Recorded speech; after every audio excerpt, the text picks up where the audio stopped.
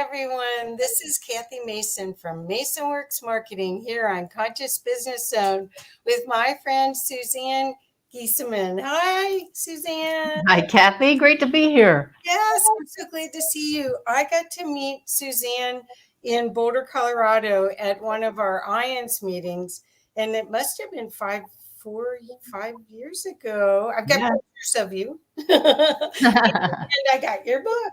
Yay. Hope I find it. Yeah, I think, let's see. I don't know that you did. We'll correct that soon. Oh, yeah, I'm going to bring it with me.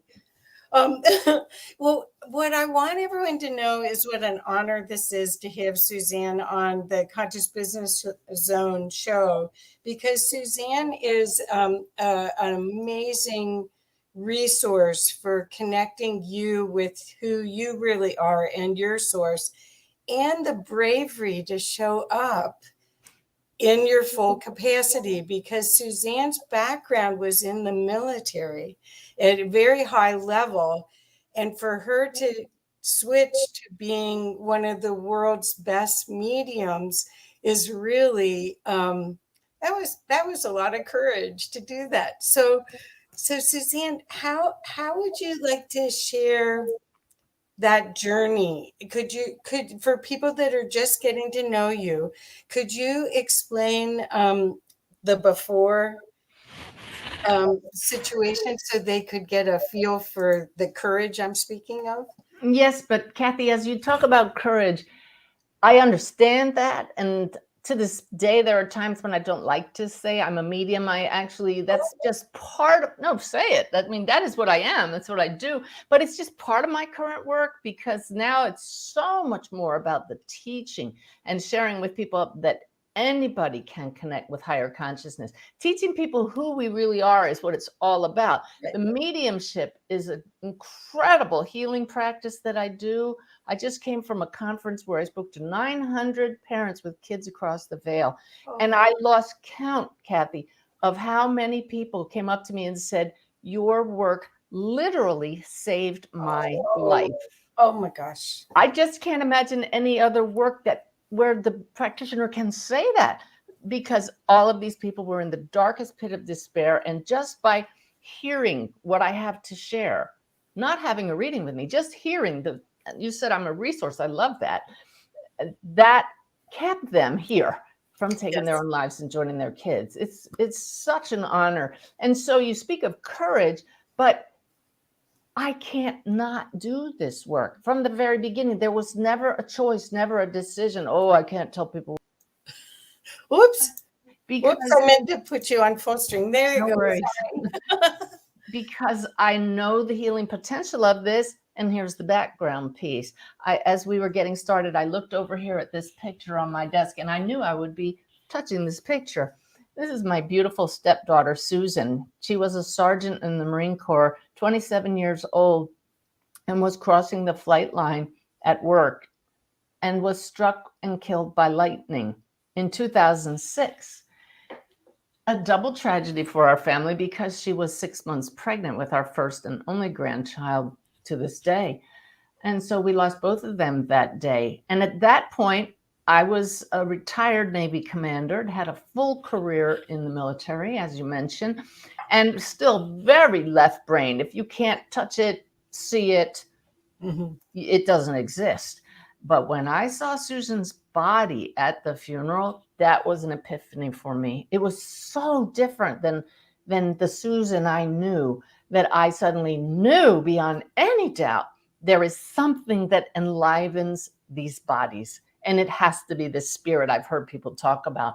And I made it my new mission right then and there to connect with Susan myself, never having any idea that my practice of sitting daily to meditate and starting to talk across the veil, Susan, are you here, would open me up to talking with limitless beings across the veil. Aspects of consciousness open me to an incredibly greater reality than most people are aware of, and then ultimately be able to connect other people with their loved ones as well. So many people who are watching this will understand that sometimes it's the greatest tragedy that leads to the greatest growth and ultimately the greatest joy, because I just cannot believe how much joy is in my life through doing this work and just living now and seeing who we are and what we're a part of.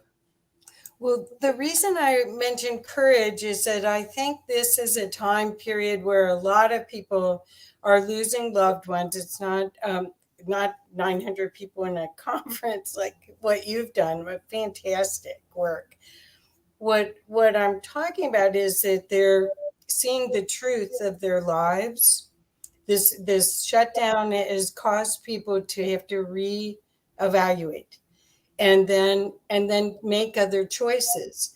And there's a trust in source, divinity, your mission, all of that that comes into play that is really important. The courage part of it is really important to trust. So that's why I brought it up, because I really think we're at a crossroads where so many people are waking up. Do you agree? Oh, without a doubt. And that trust piece is essential. And I know it's why people trust me, because I wasn't just a Navy officer. I was a commanding officer for a full tour. I was a special assistant to the Chief of Naval Operations. That's the head honcho in the Navy. And then I was personally asked by the chairman of the Joint Chiefs of Staff, the head of the entire United States military, to be his aide, his right-hand man, so to speak. And so I witnessed the top level of U.S. government. I've been in the presence of 6 presidents. I've flown on Air Force One with President Bush. And I know that people look at me and say, well, she's not woo-woo. Maybe I can believe her. Maybe I can trust her. But it's more than my background, Kathy. When I connect across the veil, and when I teach people to connect across the veil, I teach that we can ask those we're communicating with to give us verifiable information that this is really them, that this is not our mind. I call that the evidence. So I teach evidence-based mediumship. I practice that. And that's what forms the background of all of my talks, all of my workshops, all of my teaching, any interview is listen to this, debunk that, because there's no other explanation than that we are communicating with sentient beings at a higher level. That is so fabulous. And how, I just have to ask, and this is just my question. When you connect, do you, I open up and use the Akashic Records in my work and guide people with their soul. And I use a prayer to make sure I'm in. Do you do anything to make sure that you're connected?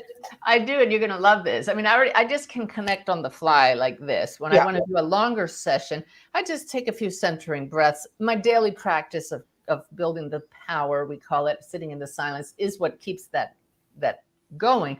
But my practice is to quickly connect with my friend Brenda, who I knew in person here, who's across the veil now, who very clearly helps me with my readings now. Brenda and I are very good friends with my scheduling assistant, Lynette, and we call this the sign game. I say, Brenda, tell me what Lynette is doing right now. Just show me.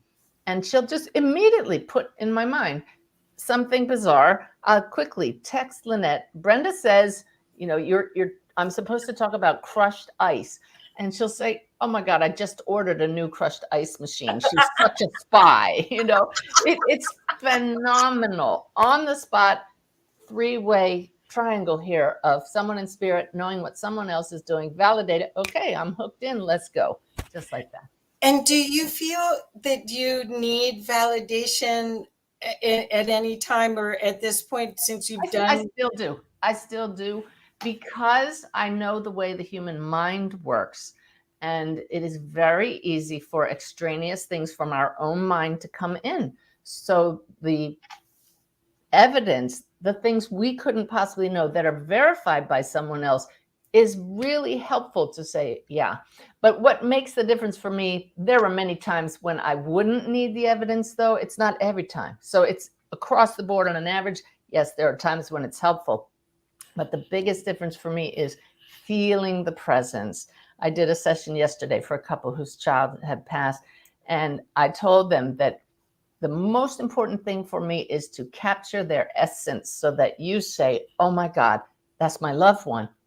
And we all have very peculiar characteristics. I'm not talking about just they're kind and nice and beautiful and cheerful. Like, we can get into the real nuances, but on occasion they were like this, and put them at work and they were like this, and this is their favorite saying. That's capturing who they really are. I feel that it's like we become one, and well, we do for a little while, right? We just merge our fields. It's really fascinating. So do you ever feel, since you know that there's beings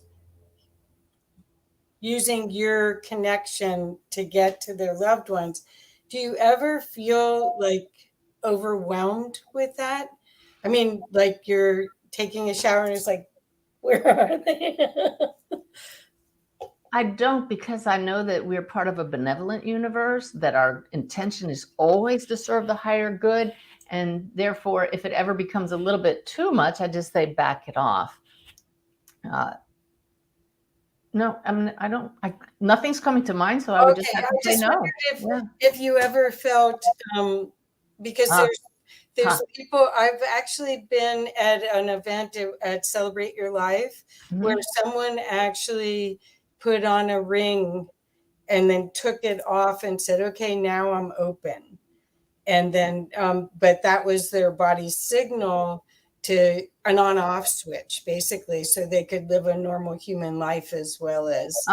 Well, see, my guides control that. I know they do. They've told me that, because I did not sense the spirits all around me at that conference. I am shut off until I sit to do a session, and then that's focused on that one person. Only twice in the whole weekend of talking to so many parents did I actually feel someone and on the spot say, well, here's your daughter and she's showing me this, this, and this. Because my guides know me. I would feel so compelled to give everyone a message. I would be overwhelmed. They told me it would actually kill me. So I'm grateful that I don't sense the souls until, with intention, we sit and we say, let's connect. And then they're right here. So do you feel that before you embodied, you chose this path? I know I did. And I know I was kept blinded to it so that I could have that military career, get all that under my belt, and then have this transition. I was told by another psychic, in fact, validating what I knew in my heart, that I had to meet Susan's dad, my husband, Ty. We were meant to meet at a soul level so that I could come in connection, come to love Susan, and then everything else would unfold like this. Wow. Yeah. So not much is left to chance. Isn't that amazing? Well, there is a lot left to chance. Moment by moment, we have choices that bring in the chance. But picture your life like a major highway. You have certain milestones that as a soul, you say, this is what I want to accomplish. These are the characteristics I want to work on to help me grow more into embodying unconditional love. Then we make choices along the way, little exits that we take, not out of this life, but a little off ramp, and we go off on little side trips. And if we're not going to meet one of those major goals along the major highway, we get help to bring us back on the path. Then we make choices and go this way. So there is a lot of chance. That's because of our free will and the free will of everyone else we're interacting with. But thankfully, we have unseen helpers, every one of us, who gently nudge us to get back on path. Yes, I think that's the amaze. Whoever put this whole game together. That would be Source. But it's brilliant how you would show up at the library, picking up a book and meet somebody that it ends up, the cascading of events. Oh, yeah. It's just amazing. Well, do you find that like I've been at events where a medium will be walking the room and they'll say, oh, somebody's going to Africa, or, they'll put up a random thing. Do you find that when you're in a group, that certain spirits are kind of not obnoxious, but persistent with you. Definitely not obnoxious.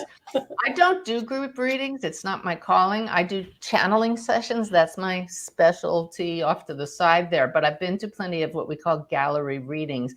And there's a hierarchy. There are more persistent ones, but it's still orchestrated from a higher level because they know the message will be for everyone. That makes total sense. But I'm always amazed at the clues that like when someone will throw out a clue, then 3 people will put their hands up, and then by the end it's You narrow it down. yes. One of my favorite ones was where a medium said, I'm seeing cans of spam flying through the air. Spam, spam, spam, spam. And this young man in the back raised his hand and says, it has to be my dad. He's the founder of the spam company. That's a good one. Yeah. Anyone who was in World War II, anyone's parents that were in World War II, no spam. Yeah. That's funny. So on this book, I don't know all of your books. I'm afraid I don't have your whole library yet. There it is behind me. But Wayne Dyer wrote a quote on it. I've had sessions with Suzanne, and I genuinely respect and admire her skills. She will touch you from a God-realized place, so pay close attention. So beautiful. So when you woke up to this amazing gift, it was the cascades of events, as we said. Had you experienced something and come to a realization, it's almost like you had another chapter of your life. It's a whole new volume. And you're having more fun, right? More fun? I don't know. It is pretty darn cool to fly on Air Force One, to fly on helicopters, to land on an aircraft carrier in an aircraft. I mean, I had great fun in the military, and it was an incredible honor. Let me tell you, I cherish most every minute of my military career. This is at times great fun as well, but it's not fun in that sense. It's just such an honor, and it's awesome. The miracles that come through every day. A miracle for me is when the veil parts and we become so aware, oh my gosh, I'm not only human, and we really are part of this great big web. So for me, it's joyful, it's wondrous, and I just can't imagine ever going back to any other way of living. Were you surprised when you started to open up to your past colleagues that you were doing this? Were you surprised at any of their reactions, or did they all ask for readings? I really, by the time it opened up, I'd been retired a few years, and we had gone off sailing. We sailed across the Atlantic Ocean and went traveling around the Mediterranean. That's where we were when Susan was killed. And so we lost touch with most people in the military. That's the way it is. You all go to your different duty stations. So you don't have that many lifelong friends, even though you're like family when you're assigned to different places, because your life is in each other's hands. But those with whom I did share it, the vast majority were highly enthusiastic. They knew me. They knew my integrity and my honesty. And so they paid attention. And you find, Kathy, that most people, once they hear about that, are really interested anyway, because we all have this knowing deep inside us, there's more. I'm not just this body. So very positive reaction, and we still keep in touch with some of them today. They follow my work. It's a blessing. Yeah, I just wondered if some of them had right away said, okay, how about helping me with this? I think most of them realize that I have such a long waiting list that I'm not taking new clients, because once the word gets out that this is somebody you can trust, and you're out in the public eye, it just becomes a bit overwhelming. That's been the biggest challenge for me. If people were to say, what is your greatest challenge? It's not being able to say yes to everyone. Oh, yes. Yeah. Well, that's why your classes are so good, because what you're talking about is self-empowerment. And that's my main goal. It's the old, teach a man to fish or give a man a fish, or woman, right? I show everybody that you may not be meant to be a medium, but anybody can learn to connect with your own loved ones. This is how my path started. It was all about, I want to hear from Susan. And I did. It took a long time. It takes a commitment and a dedication to totally change the way you perceive the world, to get that left brain human perception out of the way and learn to shift. But if you dedicate yourself to it, anybody can have an ongoing sentient, conscious relationship with your loved ones who have passed. I just heard from a gentleman. He was on my radio show, my podcast, Jim McCarty, a former member of the Yardbirds, drummer with the Yardbirds. He's on in my archive podcast. His wife passed several years ago, and he started taking my classes. And he just emailed me last week. He said, I did it. She's here. I sense her finally, fully. And now we move forward together. Now, they, on the other side, are totally aware of us. They're moving forward with us all the time. But to do so consciously from our point of view, anybody can learn to do this. That's fantastic. Yeah, I have an old friend that's around me a lot, and he's a jokester. So every once in a while it's like, what are you doing? And it was more just hi. It usually hasn't been anything profound. It's more just hi, I'm around. It's like, oh, okay. Sometimes what more do we need than to know, okay, I'm not just this limited being in a body that ends when the body dies. Not at all. Well, I think a lot of people believe in ghosts. And a lot of people are starting to believe in reincarnation, but there's this kind of unclear part about the next level after you pass out of your body.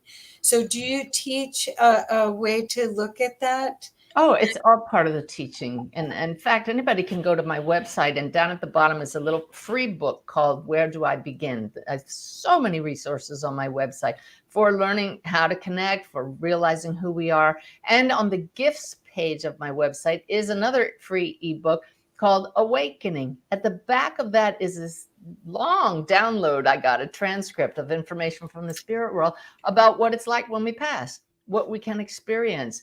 And in fact, there's a very well-known afterlife researcher. You would know him as you're part of the International Association of Near-Death Studies, Dr. Ken Ring, right? He has several books. He's the one that asked me, do they ever tell you what they do across the veil?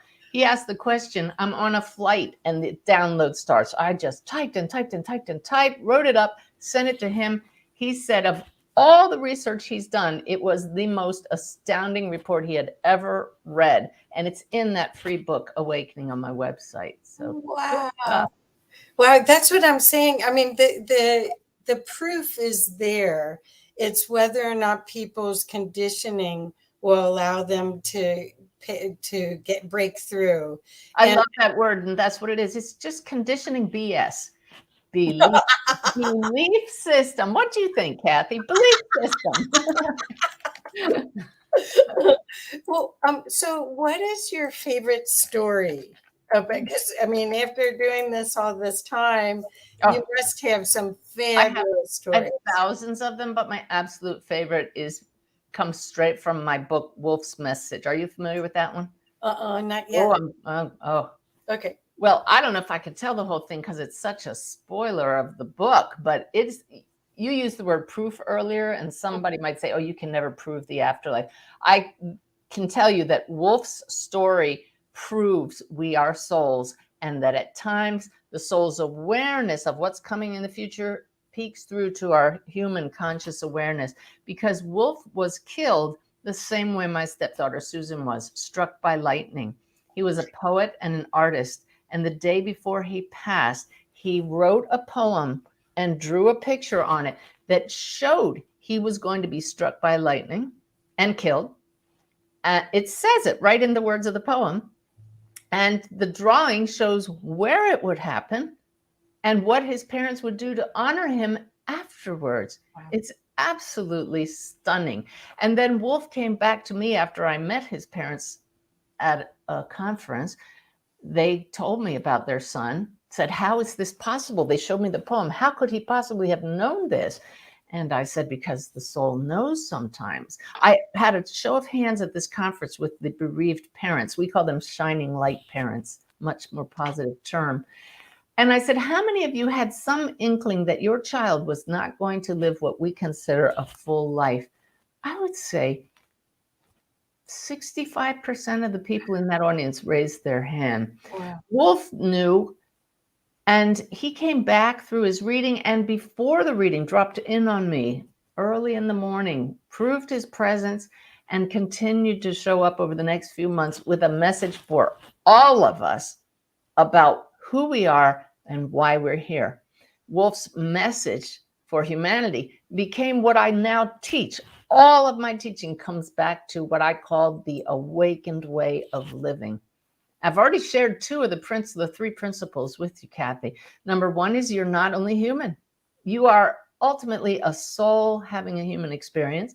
Number two is you're part of one big web connecting all that is. You see it with the connections here at this level, but across the veil as well once you open up to that. And the third way of living the awakened way, as Wolf came back to share with all of us, is that we find healing and connection through expanded states of consciousness. And that begins with embodying unconditional love. Beautiful, beautiful. Thank you. I think I saw in your presentation in Philadelphia, you had a slideshow, and I think you showed that image. I don't know because I show it in my talks. I'm going to be showing it at an upcoming conference as well, because it's life-changing to see that. There's always a collective gasp in the audience. How could he have drawn that? How could he have known that? And it's been proven that hearing stories from other people and near-death experiences and such from other people opens us to similar experiences ourselves, because it expands our BS, our belief system. Right? Excavate that conditioned. I think it gives you language. I haven't had a near-death experience. I've had a spiritually transformative experience, and it's a feeling more than it is language. So that's why I love listening to everybody. I get little insights of how I could explain things, or so much of the explanations are visceral almost when people speak, that so it connects you back to everything. So what your journey has been really everything at a top level. How do you see It has to have been part of some plan, because it's amazing. It's so cool. It's so cool. And you're having fun and you're doing great work. How do you see this time of change for people? In my world, I keep thinking that as the earth evolves and the photonic energy is upgrading the energy of the earth, and we are part of the earth, that everyone's going to start out being empathic. And I don't know where exactly I got that, but that's what I think. And they're not going to quite understand where they begin and end. And that's going to cause somewhat of confusion, but eventually it'll create a unity consciousness. That's it. Yep. Yeah, this is part of what Wolf came back to show us, that we as a species have been out of alignment with our true nature as souls. Yeah. And that right now our planet is coming into alignment with the solar system. Everything, even like you said, to the planets, the stars are aligning. And that's what it's all about, alignment. So we are feeling the effects of this balancing energy. We're being compelled from within to align ourselves with the highest energy, which is unconditional love. And so as our decisions come more and more from that place, things have to change. And we're seeing that. And change is uncomfortable, but it always, always leads to growth. Well, the reason I asked about this time period is I do think your messages of hope is what we really can focus on. May I interrupt for a second? Yes. That for people who don't like to read, it's in audiobook, so is Wolf's Message.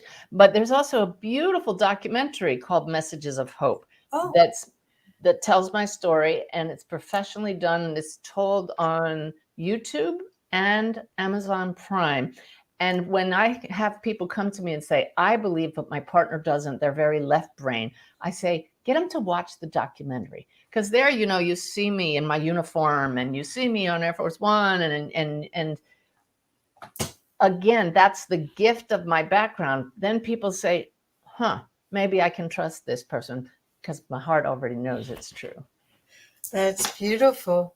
Well, the Messages of Hope idea is what I was hoping that people would get, not just that we don't die, not just that we are eternal beings, but that everything is in divine order. Yeah, that's the tough one, isn't it? I love that. I like not just that we don't die and we're eternal beings. I mean, like that's the ultimate, right? but it really is this divine order is shown in the web. The challenge at this earthly level is that cause and effect plays out so slowly sometimes that we don't see the connections. We don't realize that if we come upon two people that are arguing, if we just send love to them, that actually has an effect on them. Every thought and action has an effect. And so at the across the veil, we see this instantly.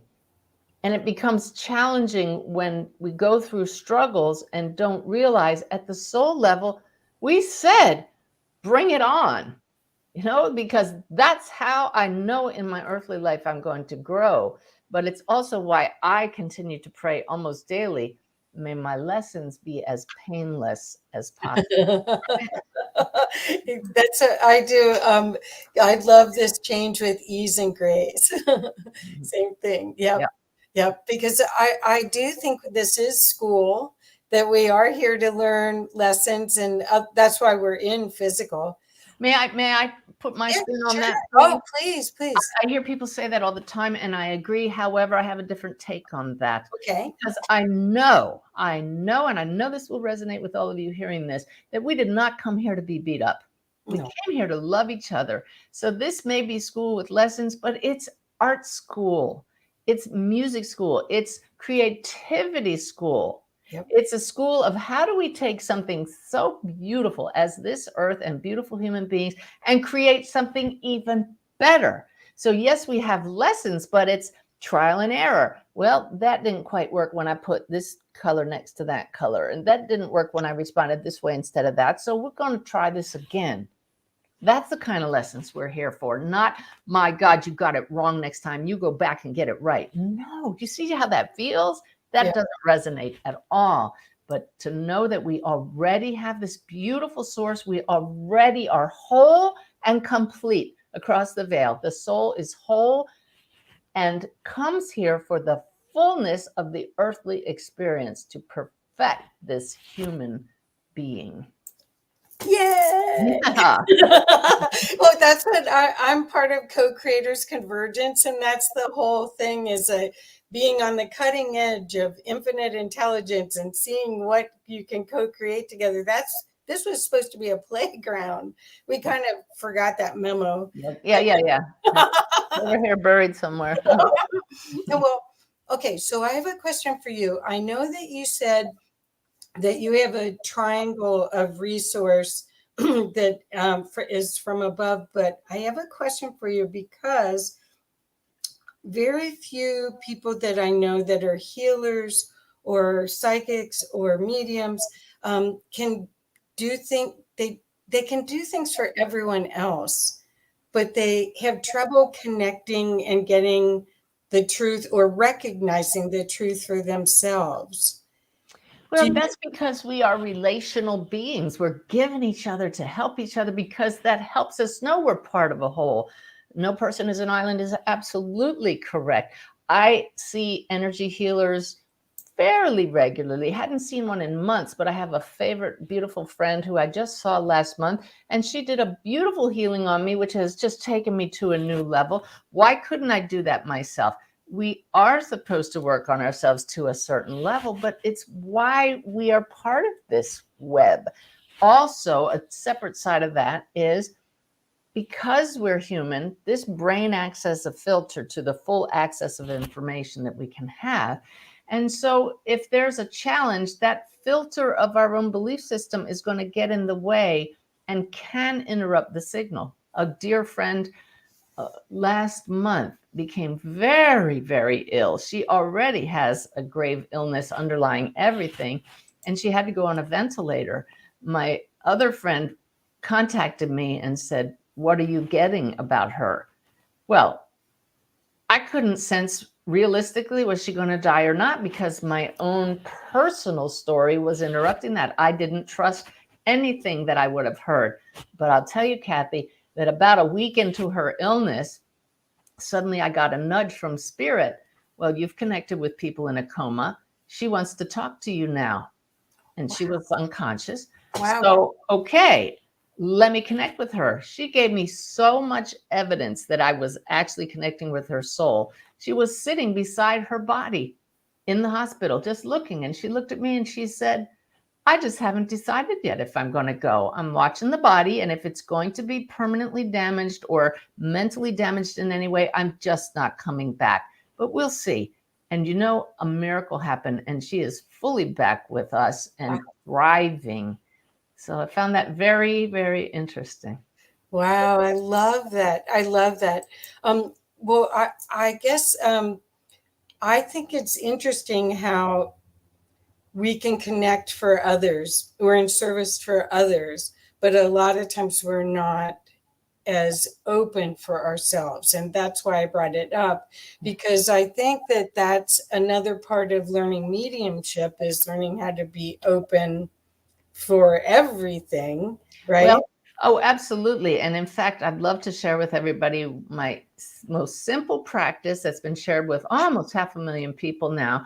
And it's a practice I call the SIP of the Divine, where SIP stands for sit in peace. And this is a way of sitting for just 3 minutes a day. So it's, and if you look it up on YouTube, one of the titles is "No More Meditation Excuses," because the biggest excuse is I don't have time and I can't quiet my mind. But anybody can do 3 minutes a day. And if you do that regularly, you will, I guarantee it, find yourself opening to the divine, to the field, whatever you want to call it, to the greater reality. And this will change your world. Well, what I find is the meditation. Someone asked me this morning on a phone call, how how often are you connected to Source? And I said, well, I know at least 3 times a day, because I do a centering at least 3 times a day. But the rest of the time, I'm kind of a human. So let me change the wording there. Okay. We are always connected to Source. What you mean is consciously connected. Yes. Yeah. Well, and what happens when you do that, the expanded visibility of whatever you are working on totally changes. Yes. It's like you have the bird's eye view versus swimming in it. Can you imagine how our world will change as more people learn to make that little shift in perspective? When you come from that bird's eye view, the soul's point of view, you have to make higher choices. It's natural. Yes. Yeah. Yeah. Well, there isn't the ego fear running the show that's protect, protect, protect. It's the whole other co-creating at a high level. And again, that joyfulness of play, because that's really people. I keep telling my clients, people are buying your energy. That's what they're modeling your energy. You're a portal with your energy to their source. So everything's a mirror. Yeah. Yeah. Yeah. But so you just said that you do go to healers sometimes, but do you get warnings like don't drive there right now, or do you get any downloads like that Oh, are certainly, we all have those guardians, our guardian angels that speak, and you learn pretty quickly to follow the nudges. So yeah, but I very seldom do I get warnings, because it's just this moment by moment guidance that we're following, and it just keeps you right on track. okay? But So believe me, I'm still human. I still have my human days. yeah, of course. I guess I was hoping that you would explain the possibility, because you are such a strong conduit to the divine. I was hoping that you would explain how maybe you progressed in your experience of Oh, yeah. unfoldment, because it's like a lotus flower. You start out and you crack open, Oh yeah. and then now you're wide open. Wide open, and So what a blessing. yeah. So yeah, when I first started, I was this Navy officer, and I would fall asleep every day when I would sit to meditate for 3 weeks. I just fell asleep. This is a waste of time, And then I just started to know things. The intuition and the psychic awareness started to come online. We all have that ability, but to this day, Kathy, I still gasp when beautiful synchronicities happen, so much so that my husband no longer says, "What is it this time?" He just he waits, and I explain it. But it's been 2007, 17, 18, 19, 20, 15 years that I've been opening to spirit. So it's very gradual, yet as my guides have shown me, ever onward, ever upward, like an expanding spiral. Yes. So when I read messages of hope, that's so elementary. The mediumship in there is so basic compared to what it's like now. So I tell everybody, it just keeps getting better. The connection now, my team will grab me and tell me what I need to know on the spot. I can tune into that love anytime, anywhere, when I have forgotten who we really are. But that rarely happens now. I watch the news. I don't get upset at all. I mean, my human side feels, ooh, you feel that compassion, but I don't get upset. I don't get knocked off balance. What a way to live. I want that for everybody. Yes. Oh, how perfect. How beautiful. Yeah. So in your experience, do you feel that there's unlimited opportunity to talk with the disembodied? Yes. Okay. Unlimited, with a caveat, as long as it serves the greater good. Right. Right. And because any being who has ever walked this earth still exists as a form across the veil, not a physical form, but still an entity, a being, a pattern of light, a field of light. They still exist always, even if the soul from which they arise has created another being. That's what we call reincarnation. The being we know is still here. People, it's the number one question I get. What if my loved one is reincarnated? Doesn't matter. They still exist as a unique soul's projection. And so it's not like one soul, one being at all. It's one soul, many lives. So that still exists. And now I forgot the question. It's all right. This is all fluid. This is like we're sitting in a coffee shop Oh, I talking. love it. I could talk about this for hours and hours and hours and hours, much to my husband's chagrin, right? No, well, obviously that was designed also to have him there to help you do. Oh, he's so incredibly supportive. Oh, that's so wonderful. You're so Beautiful. lucky. Mm. So I found that when I first started sharing what I do, that I made boo-boos every once in a while where I would say things before I should have, because I saw something, I got excited, I saw it, or I experienced it. I make healing jewelry, and I used to do these shows, and I would almost give somebody the jewelry they needed, because I saw they needed it. Well, good. Or said things. But then I realized they didn't ask. Did you ever have that where you just like you saw someone's aura, you saw something, or is it mostly? It may have happened, but nothing's coming to mind, because from the very beginning, my number one rule, and all of my students know this, do no harm. Right. And if people didn't ask for something, they may not be open to it. So we always stop and listen. What's about to come out of my mouth? And you learn. See, I guess I wasn't, I didn't have the military training. It's definitely helpful. Let me tell you. Really helpful. Well, I didn't realize that. I do now sit with it and do not speak, but there's been times where somebody repeated it back to me. Well, you said that. And I was like, oh, why did I do that? But every time, like the other day, somebody was on my podcast live, and she was obviously grieving, and I said, you really need to go to the Helping Parents Heal conference, this one I just spoke at last weekend. And she said, well, I can't afford to go. And I said, yeah, but they're live streaming it. And she said, I can't afford the live stream. And boom, right there, I just checked in with my guides. Do I do this? And it was so clear. I said, well, then I'm paying for it for you. Oh. And I just bought it for her on the spot. And my husband didn't even blink. Didn't blink. But I quickly said, everybody, I cannot afford to do it for all of you. Okay, this was a God thing. This was a God thing. And I heard back from her, and it was so transformative for her. But I did stop and check. Is this the right thing to do? You know? And yes, I love that. We can be spontaneous.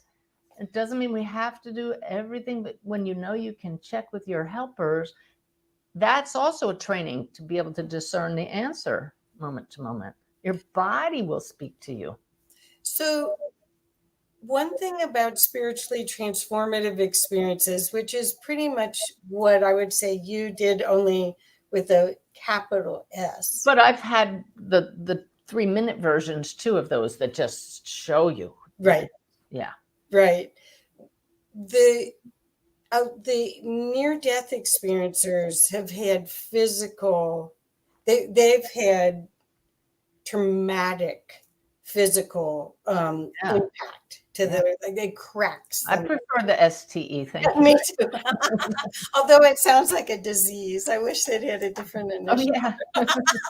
It does. But anyway, how do you see the awakening? Do you see more people popping into, I mean, you're doing the mediumship work, so people have had a loss or they've had a turning point in their life. They come and get a reading. They hear their father is proud of them, even though they thought their father, or whatever guilt or shame that they're carrying, they get to release that through a comforting message from the other side, correct? That's part of it. Yeah. And then do they pop? I mean, have you seen a lot of people then have a remarkable spiritual experience? It's absolutely unique for every person, but the immediate goal for somebody who's grieving is to be relieved of whatever is beneath the grief, like the guilt or things that weren't said. When it's evidential, when I don't know what wasn't said and it comes through from across the veil. But I've had people that got off medication immediately after a reading. They said, I don't need it anymore. And because their grief was why they needed the medication. It doesn't completely erase grief. That is a process, and the grief may arise years later, but then we always have that session to fall back on. But as it was for me, I had a reading with the medium, and that was the turning point. I had not yet connected with Susan, my stepdaughter, myself, when I had the reading. And that woman showed beyond any doubt Susan was in that room with us. And boy, did that catapult my journey. Then I had to know, how does that work? How is this possible? And 2 of the books back there arose because of that. I wrote the biography of medium Anne Gaiman called The Priest and the Medium. Then I wrote the biography of Janet No Havoc, who just passed last month. Through the Darkness is her biography. And in writing those 2 books is how I discovered I could do this too. I was meant to be a medium. And so because of the reading I had, you can see how that just took me down the rest of my major highway that I'm supposed to be on. So it's going to be a catalyst for people. What they're meant to do after that depends on their specific life path.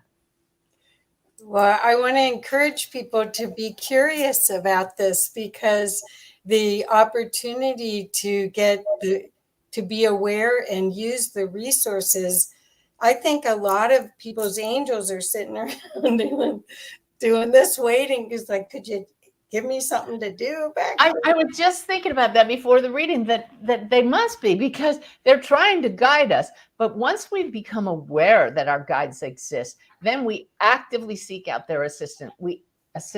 We ask them questions every day. What do I do about this? Help me with that. And now they're fully engaged because you're fully engaged. And that's when the real wonderful moments Yes. begin.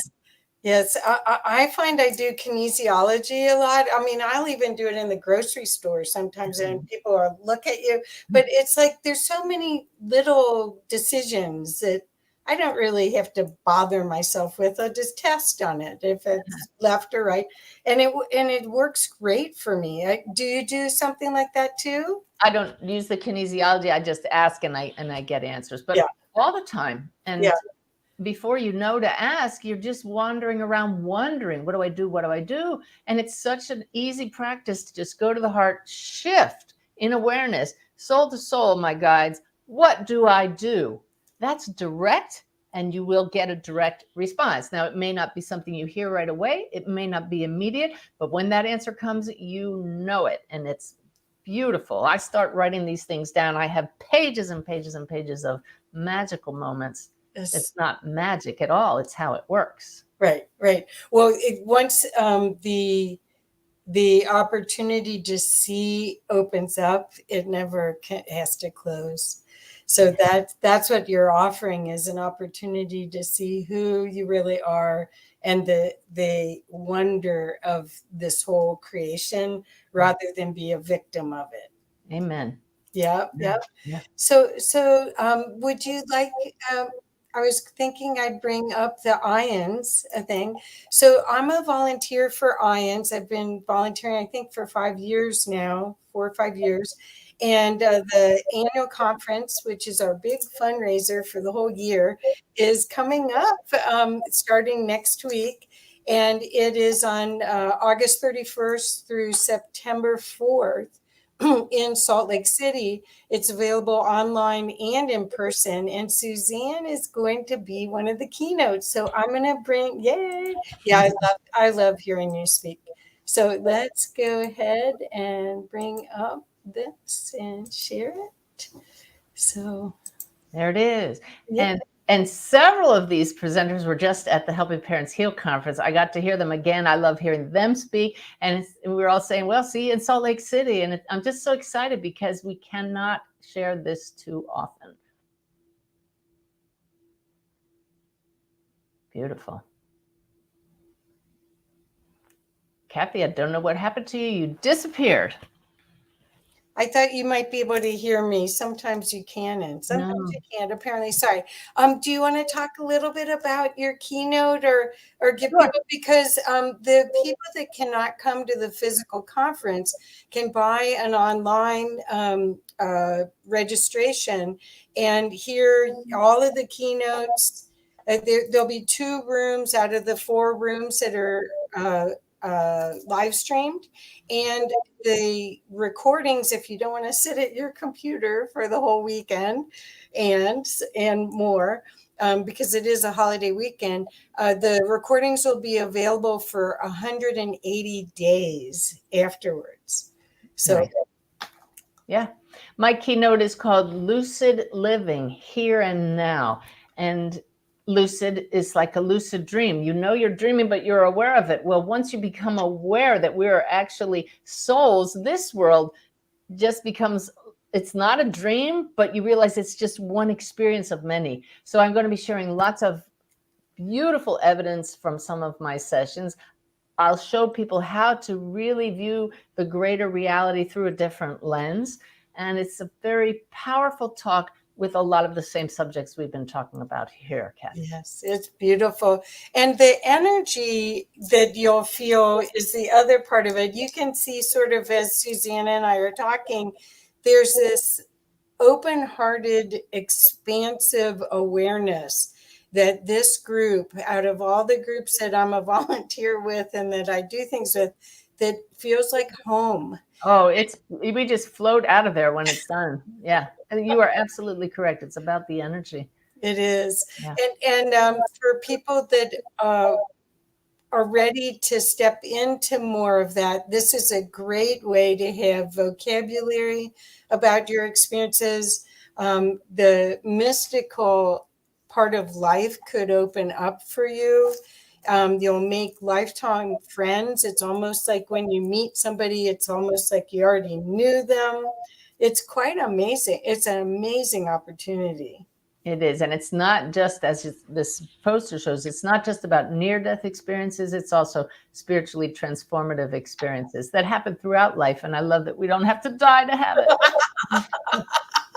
Well, and we don't have to go through the decision of staying or going. There, when you have a spiritually transformative experience, it's opening up that cosmos to be used here. But you know what another point of that is, Kathy? So many people here just say, I'm done with this. Just take me home. I just want to go. I've had enough.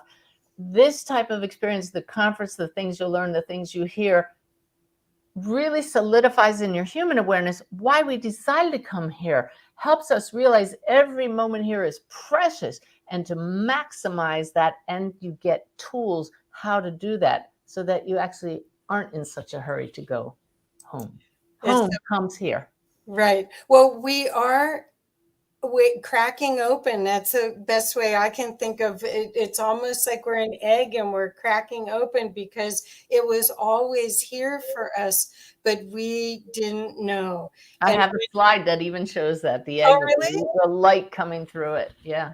Yeah. So I really think that's what this gift is the gift of yourself and the connection to the infinite intelligence that is running this whole thing, that wants you to know you're loved so completely and so important to this whole program. I still want to call it a computer program a little bit too, because I don't know what to call it.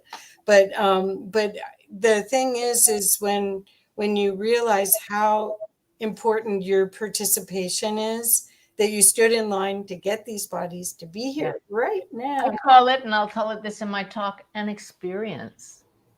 That's what it is. Yeah. You call it a program, a dream. It's an experience. That's right. That's right. And here's some more of the people. And I imagine Brian Smith was probably at your event. Yeah, what a nice guy. So I love all of these people, and I highly recommend the opportunity to people to see, to live their best life by connecting to who they really are. Not just this little part of who Yay. Yes.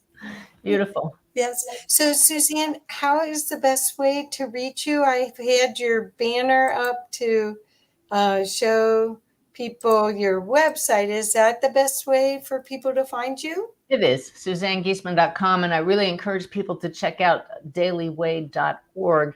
That's the daily messages that I put out. Tens of thousands of people read them every day and say, that was for me today. Oh. And so that's also on my website. So just spend some time there. Go down to the very bottom, like I said, on the homepage. Where do I begin is a free e-guide that'll show you many, at least 50% of my resources are completely free. Everything else is very reasonable because we want to get the word out. That's right. Who you really are. And this is the opportunity to really realize how powerful you really are. This is a big part of that, because you can connect with the highest expression of you whatever that is at this time. It'll only keep getting better. So amen. I preach it, sister. All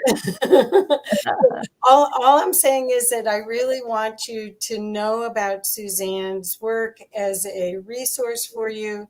And I hope that this will be a journey to want to have every one of her books, take all her courses, follow her any way you can. I heard so many people at the conference say, I go to sleep every night listening to you. And I thought, well, is that a big endorsement? I'm not sure. I put them to sleep.